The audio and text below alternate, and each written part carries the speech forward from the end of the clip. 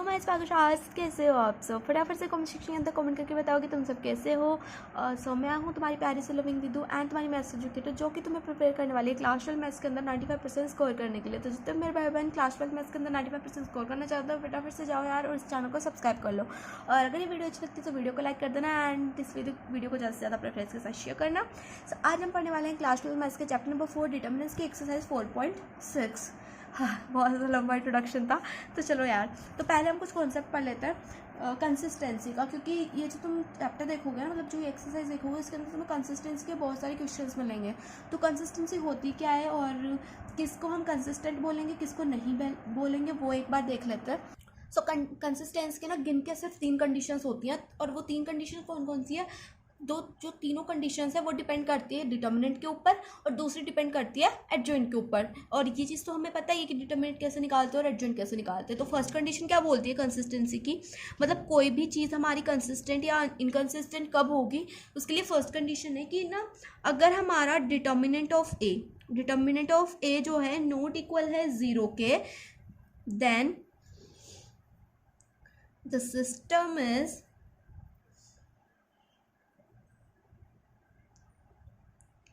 Consistent. अगर हमारा determinant of A not equal 0 के हैं तो हमारा सिस्टम क्या होगा?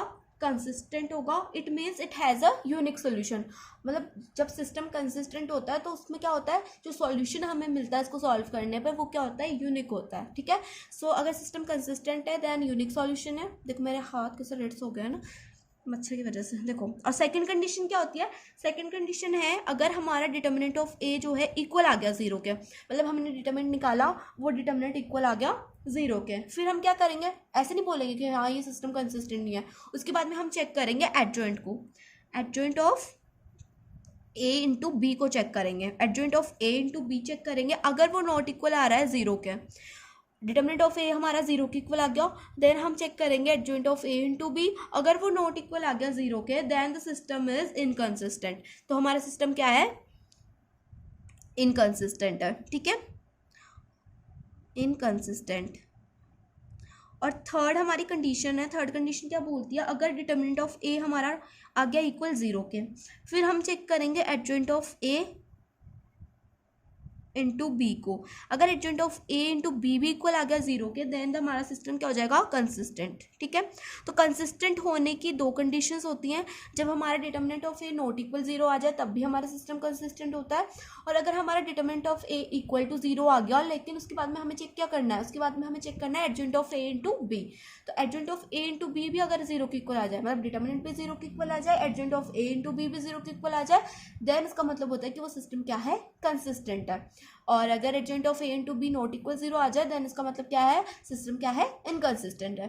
तो ये तीनों कंडीशंस आई होप तुम्हारे समझ में आ गई होंगी। अब हम क्वेश्चन स्टार्ट करते हैं। तो फर्स्ट क्वेश्चन देख लेते हैं पहले। अच्छा, तो पहला क्वेश्चन देखने से पहले ना एक और कॉन्सेप्ट है, वो भी तुम्हें आना चाहिए, वो है मैट्रिक्स मेथड। तुम बोलोगे कि दीदू मैट्रिक्स मेथड क्या होता है? तो मैं तुम्हें 3 इक्वेशंस लिख के देती हूँ और मैं बताऊंगी कि मैट्रिक्स मेथड से हम उसे सॉल्व कैसे करते हैं। मतलब इस चैप्टर के अंदर ना तुम्हें सिंपली वही चीज़ें करनी है। तो मैट्रिक्स मेथड में हम क्या करते हैं ना, मैट्रिक्स मेथड में जैसे कि मेरे पास फर्स्ट इक्वेशन है a1x प्लस b1y प्लस में c1z is equals to d1। ये कोई कॉन्स्टेंट है। अब यहाँ पर a2x मान लिया मैंने प्लस में b2y प्लस में c2z इज इक्वल्स टू मान लो d2 के।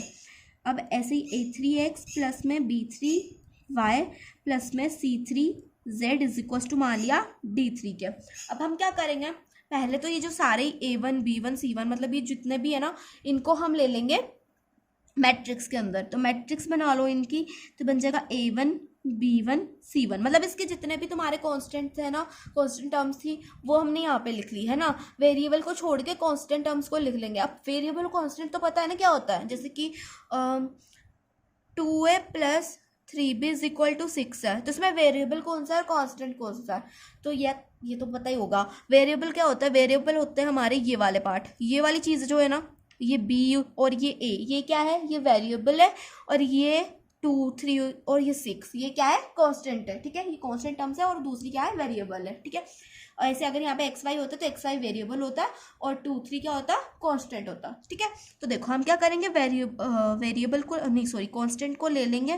तो देखो कांस्टेंट को हमने लिख लिया मैट्रिक्स के अंदर यहाँ पर भी A2 B2 C2, यहाँ पर A3 B3 और C3, ठीक है। अब क्या करेंगे, अब बनाएंगे 1 into 3 की ऑर्डर की मैट्रिक्स। 1 into 3 ऑर्डर की मैट्रिक्स है, 3 into 1 की है, 3 into 1 की मैट्रिक्स है ये। तो देखो 3 into 1 की मैट्रिक्स में इसके अंदर हम क्या लिखेंगे, इसके अंदर हम लिखेंगे x y z। अब x y z कौन से लिखे, ये वाले, ठीक है। ये वेरिएबल्स मैंने इसके अंदर लिख दिया है। इज इक्वल टू लिख देंगे D1 D2 D3, ठीक है। तो इस मैट्रिक्स को हम नाम देंगे A, इस मैट्रिक्स को नाम देंगे x और इसको नाम दे देंगे b, ठीक है। अब मैंने नाम दे दिया, मैंने नाम देके क्या करूँगी, इसको हम कैसे लिख सकते हैं, अब इसको हम ऐसे लिख सकते हैं ना, ax is equal to b, right. कोई टेंशन थोड़ी ना, आप हमें पता है a ये है, x ये वाली है और b ये वाली है, तो ax is equal to b लिख सकते हैं। तो ax इज इक्वल टू मैंने b लिख दिया। अब x इज इक्वल टू यहाँ से मैं क्या लिख सकती हूँ, x इज इक्वल टू हम लिख सकते हैं b अपॉन a। यहाँ पर a मल्टीप्लाई में था, उधर जाके डिवाइड में हो गया, कोई टेंशन नहीं है। वापस से जब क्रॉस मल्टीप्लाई करेंगे तो वापस से इधर आ जाएगा, है ना, कोई चक्कर ही नहीं है। तो x इज इक्वल टू क्या आ गया, b अपॉन a आ गया। अब हम क्या करेंगे, अब ये डिवाइड में है, मुझे लाना है इसको इसके साथ में मल्टीप्लाई में, तो ये क्या हो जाएगा, ये इन्वर्स बन जाएगा। यहाँ पे बन जाएगा a इन्वर्स इंटू में b। ये a जो है उस साइड चला गया, मतलब ऊपर भेजेंगे। एक ऐसे होता है, ऐसे होता है ना, 1 अपॉन a होता है ना, 1 अपॉन a है इस टाइम पे ये। तो a को हम ऊपर भेजेंगे तो क्या बन जाएगा, a इन्वर्स, इन्वर्स लग जाता है ना ऊपर जाते, पावर कम हो जाती है एक पावर। तो देखो, तो यहाँ पर बन गया a इन्वर्स b। तो x क्या आ गया मेरे पास, x आ गया मेरे पास a इनवर्स b। अब a इनवर्स का फॉर्मूला क्या होता था, a इनवर्स का हमने फॉर्मूला पढ़ा था। a इनवर्स का फॉर्मूला होता है एडजॉइंट ऑफ a अपॉन में डिटर्मिनेंट ऑफ a, ये होता है हमारा फॉर्मूला a इनवर्स का। साथ में क्या है, b है, तो ये आ गया हमारे पास x is equal to adjoint of a upon determinant of a into में b। और ये फॉर्मूला तुम्हें याद रखना है। ये फॉर्मूला जब हम कंसिस्टेंट चेक करेंगे उसके बाद में हमें जो है यूज़ करना पड़ेगा क्वेश्चन को आगे सॉल्व करने के लिए। तो फर्दर सॉल्व करने के लिए ये फॉर्मूला याद रखना है, x is equal to this, ठीक है।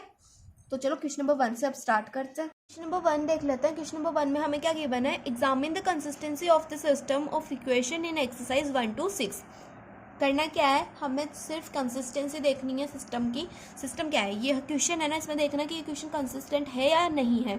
तो कंसिस्टेंट चेक करने के लिए हम क्या करते हैं, डिटर्मिनेंट निकालते हैं, डिटर्मिनेंट ऑफ ए निकाल देंगे।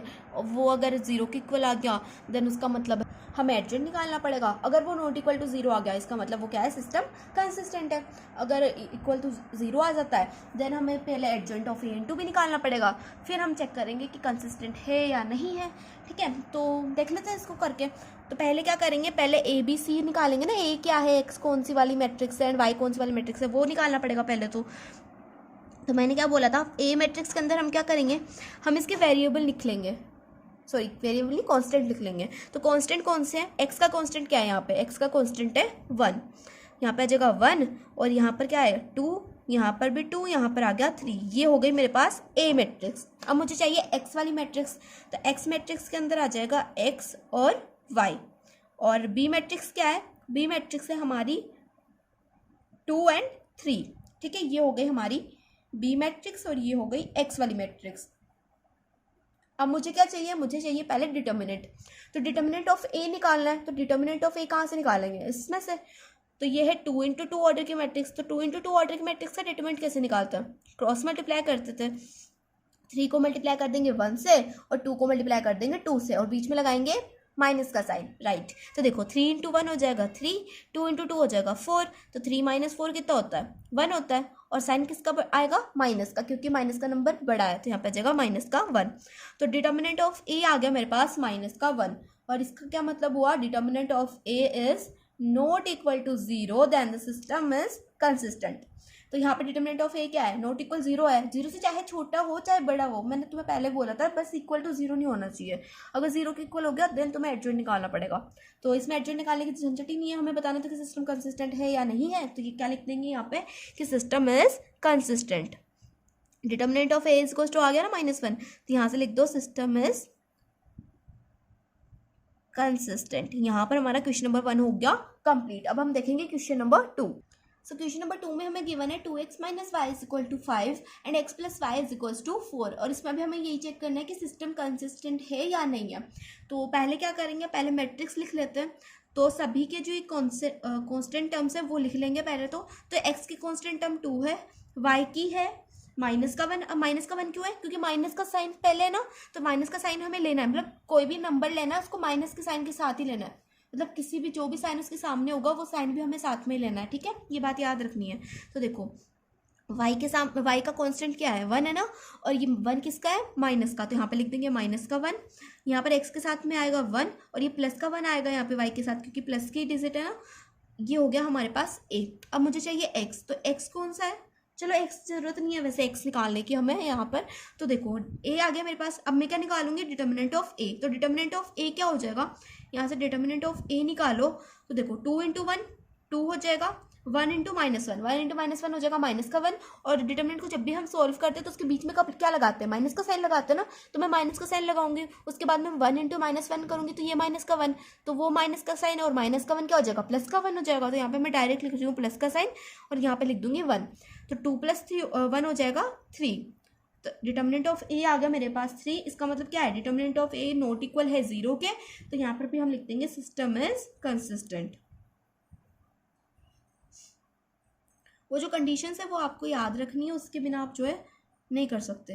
कंसिस्टेंट क्वेश्चन,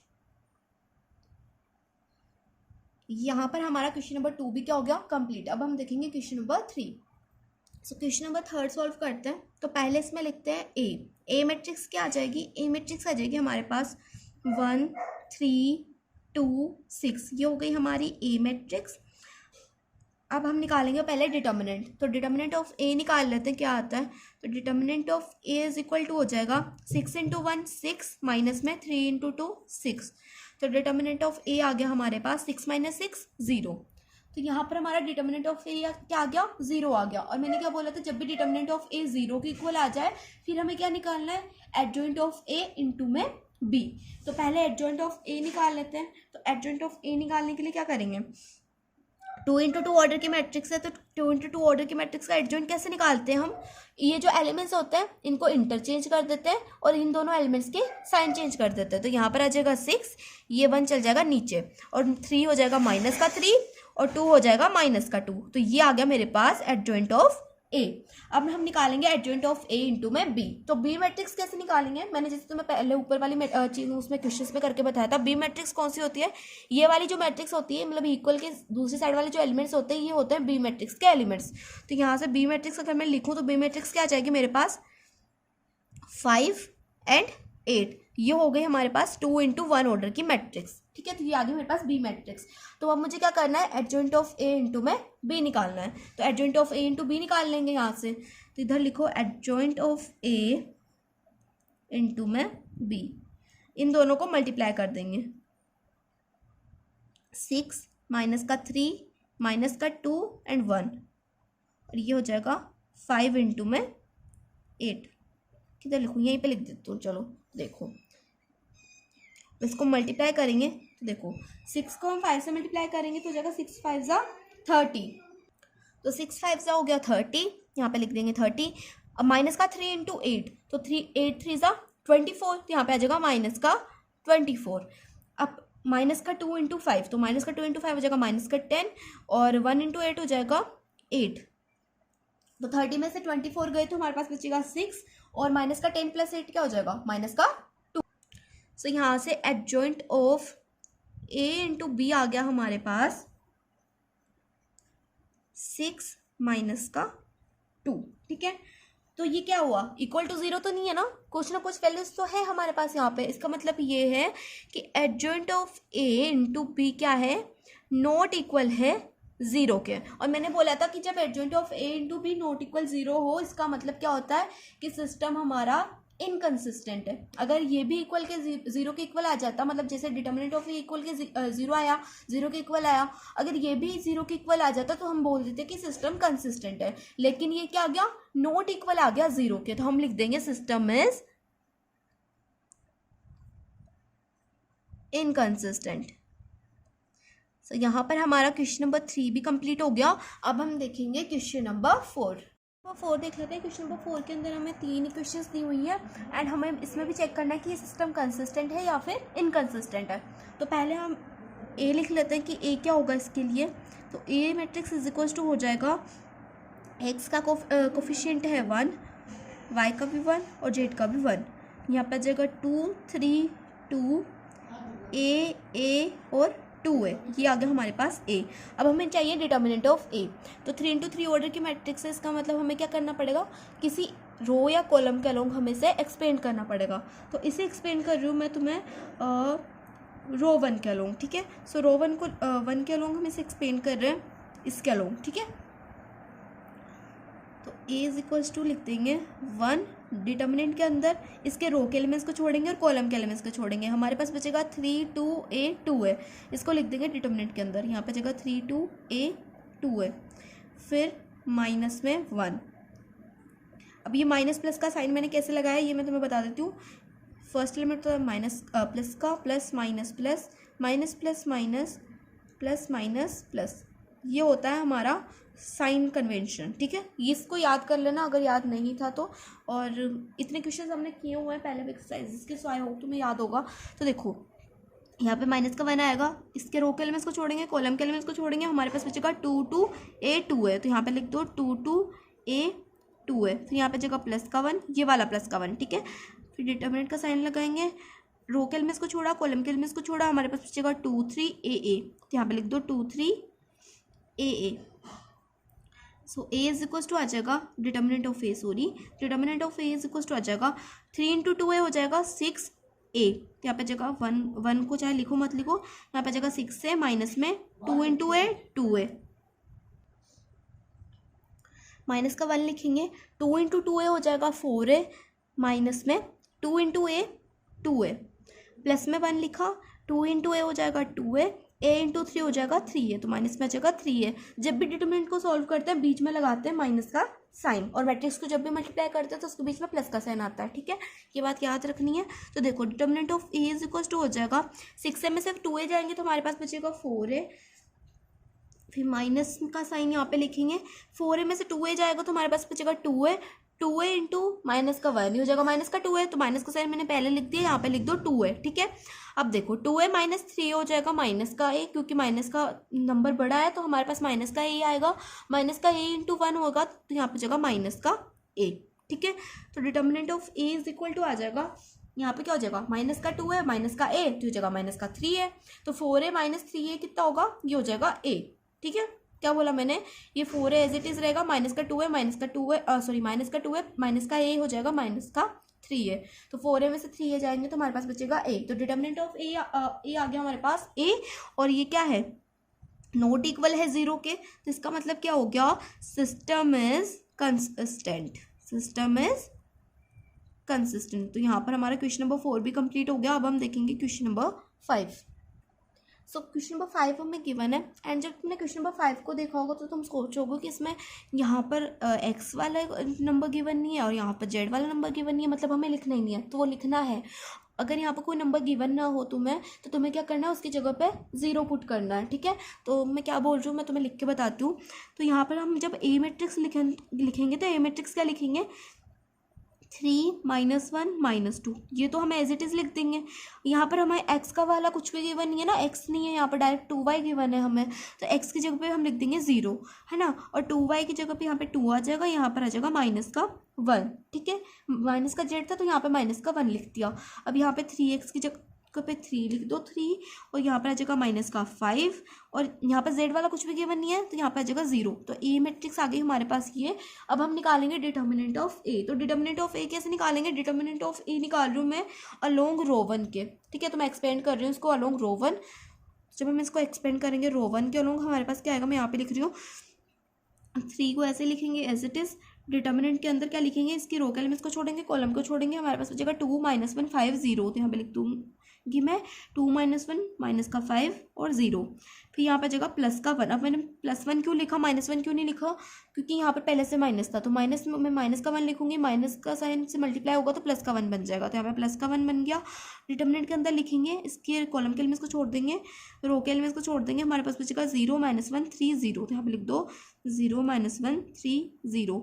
फिर लिखो माइनस का 2, ये माइनस का साइन है ना, तो माइनस का साइन एज इट इज रखना है साथ में, ठीक है, एज इट इज लिखना है। अब इसकी रो के एलिमेंट्स को छोड़ो, डिटरमिनेंट के एलिमेंट्स को छोड़ो, हमारे पास बचेगा 0 2 3 -5, यहाँ पे लिख दो 0 2 3 -5। अब इसको सॉल्व कर लेंगे, तो 3 हमने एज इट इज लिखा, 2 इंटू 0 0, माइनस का 5 इंटू माइनस का 1 हो जाएगा प्लस का 5, और माइनस का साइन बीच में एज इट इज लिखना है, जैसे क्योंकि हम डिटरमिनेंट को सॉल्व कर रहे हैं, डिटरमिनेंट को सॉल्व करते हैं तो मल्टीप्लाई के बाद में बीच में माइनस का साइन लगता है, और ये माइनस का 5 इंटू माइनस का 1 होगा तो वो प्लस का 5 बन जाएगा, ठीक है। तो प्लस का, यहाँ पे प्लस का साइन लगाओ, 0 इंटू 0 0 हो जाएगा, 3 इंटू -1 हो जाएगा माइनस का 3, मतलब माइनस का साइन आएगा, उसके बाद में 3 इंटू -1 माइनस का 3 होगा, तो ये प्लस का 3 हो जाएगा, ठीक है, माइनस तो माइनस प्लस हो जाएगा, तो यहाँ पे जाएगा +3, ठीक है। अब यहाँ पे जगह माइनस का 2 इंटू में 5 इंटू 0 0, 3 2 ज़ा 6, यहाँ पे जगह माइनस का 6, इसको सॉल्व कर लेते हैं, तो कितना बचेगा 0 -5 हो जाएगा माइनस का 5, 3 इंटू -5, 3 इंटू -5 हो जाएगा माइनस का 15, यहाँ पे माइनस का 15 लिखो, यहाँ पे जगह प्लस का 3, यहाँ पे क्या आएगा माइनस का 2 इंटू माइनस का 6 हो जाएगा प्लस का 12, ठीक है। तो देखो ये कितना हो गया, 12 + 3, ये हो जाएगा 15, ये प्लस का 15 इधर माइनस का 15, तो माइनस का 15 प्लस का 15 क्या हो जाएंगे, कैंसिल आउट हो जाएंगे, हमारे पास बचेगा 0। तो डिटर्मिनेंट ऑफ ए आ गया हमारे पास 0। अब हमें क्या करना पड़ेगा, एडजॉइंट भी निकालना पड़ेगा। मैंने क्या बोला था, जब भी determinant of A equal to 0 आ जाए तब हमें क्या निकालना है, adjoint of A into B निकालना है। अगर वो भी इक्वल आ जाता है 0 के, देन हमारा सिस्टम कंसिस्टेंट है। अगर वो इक्वल नहीं आता 0 के, तो हमारा सिस्टम क्या है, इनकंसिस्टेंट है। तो अब हमारी जो गाड़ी है कंसिस्टेंसी की, वो डिपेंड करती है adjoint of A into B के ऊपर, तो वो निकाल लेते हैं। तो वो निकालते हैं हम नेक्स्ट पेज पे। तो पहले निकाल लेते हैं एडजॉइंट। तो एडजॉइंट ऑफ ए निकालने के लिए हमें क्या चाहिए, कोफैक्टर्स चाहिए, क्योंकि ये 3 इंटू 3 ऑर्डर की मैट्रिक्स है। तो मैं क्या कर रही हूँ, कोफैक्टर्स तो मैं लिख के दे रही हूँ, क्योंकि मुझे लगता है तुम्हें अब कोफैक्टर्स निकालना आ गया होगा। अगर नहीं आया तो एक्सरसाइज 4.4 की वीडियो देख लेना, वहाँ से तुम्हें फंडा क्लियर हो जाएगा कोफैक्टर्स निकालने का। तो A11 हमारा माइनस का 5 है, A12 आ रहा है हमारा माइनस का 3, A13 आ रहा है माइनस का 6, A21 आ रहा है 10, A22 आएगा हमारा 6, A23 आएगा 12, A31 आएगा 5, A32 आएगा 3 एंड A33 आएगा 6। और इनको तुम खुद से भी निकाल के देख लेना, ये नहीं कि दीदी ने बता दिया तो बस चेक ही नहीं करना, आप कुछ नहीं करना, डायरेक्ट ही लिख देना। डायरेक्ट नहीं लिखना, खुद से निकाल के देखना यही आता है कि नहीं आता है, ठीक है। तो इसको हम लिख देंगे। हमें क्या करना होता है, बेसिकली कोफैक्टर्स का ट्रांसपोज करना होता है ना। तो ट्रांसपोज करके लिख रही हूँ मैं डायरेक्ट। तो यहाँ पर हम लिख देंगे माइनस का 5, माइनस का 3, माइनस का 6, 10 5 6 3 12 6। ये हो गया हमारा एडजॉइंट ऑफ ए। अब मुझे क्या चाहिए, adjoint of A into B चाहिए। तो बी मैट्रिक्स क्या आती है, बी मैट्रिक्स में तुम्हें लिख के दे रही हूँ, जो मतलब इक्वल की दूसरी साइड वाली होती है ना, दूसरी साइड वाले एलिमेंट्स होते हैं, उनको हम बी मैट्रिक्स के अंदर लिखते हैं, ठीक है। 2 -1 एंड 3, ये है हमारी बी मैट्रिक्स। तो adjoint of A into B करना है। तो adjoint of A into B हो जाएगा हमारा, इनको इससे मल्टीप्लाई कर देंगे। तो माइनस का 5 इंटू 2 हो जाएगा माइनस का 10, 10 इंटू -1 हो जाएगा माइनस का 10, 5 इंटू 3 हो जाएगा 15। तो यहाँ पर आ जाएगा प्लस का 15। अभी प्लस का क्यों आया, क्योंकि ये मैट्रिक्स मल्टीप्लिकेशन है। मैट्रिक्स मल्टीप्लिकेशन में हमेशा क्या होता है, प्लस साइन लगता है बीच में। माइनस का 3 इंटू 2 हो जाएगा माइनस का 6, 6 इंटू -1 हो जाएगा माइनस का 6, 3 इंटू 3 हो जाएगा प्लस का 9। अब माइनस का 6 इंटू 2 हो जाएगा माइनस का 12, 12 इंटू -1 माइनस का 12, 6 इंटू 3 हो जाएगा हमारा प्लस का 18, ठीक है। अब इसको सॉल्व कर लेते हैं। तो माइनस का 10 हो जाएगा माइनस का 20, माइनस का 20 प्लस में 15 तो हो जाएगा माइनस का 5। तो adjoint of A into B is equal to आ जाएगा, पहले तो आएगा हमारे पास माइनस का 5। अब देखो माइनस का 6 हो जाएगा माइनस का 12, माइनस का 12 प्लस का 9 तो हो जाएगा माइनस का 3, ठीक है। अब देखो माइनस का 12 हो जाएगा माइनस का 24, माइनस का 24 प्लस का 18 हमारा हो जाएगा 4 to 6, तो माइनस का 6। तो ये आ गया मेरे पास एडजॉइंट ऑफ ए इंटू में बी। तो adjoint of A into B हमने क्या देखा, ये क्या आ रहा है, नॉट इक्वल आ रहा है 0 के। तो यहाँ पर हम लिख देंगे adjoint of A into B is not equal to 0, इस मीन्स सिस्टम इज इनकंसिस्टेंट। अगर ये इक्वल आ जाता है 0 के, देन हम लिखते हैं सिस्टम क्या है, कंसिस्टेंट है। लेकिन क्या आ रहा है, ये नॉट इक्वल टू आ रहा है 0 के, तो हम लिख देंगे सिस्टम क्या है, इनकंसिस्टेंट है। तो यहाँ पर हमारा क्वेश्चन नंबर 5 भी कंप्लीट होता है और इसी के साथ हम इस वीडियो को भी एंड कर देते हैं। अगर वीडियो अच्छी लगी हो तो वीडियो को लाइक कर देना, प्यारा सा कमेंट कर देना एंड ज़्यादा से ज़्यादा अपने फ्रेंड्स के साथ शेयर करना एंड इस चैनल को सब्सक्राइब कर लेना। तो मिलते हैं नेक्स्ट वीडियो में, तब तक के लिए बाय बाय, टेक केयर।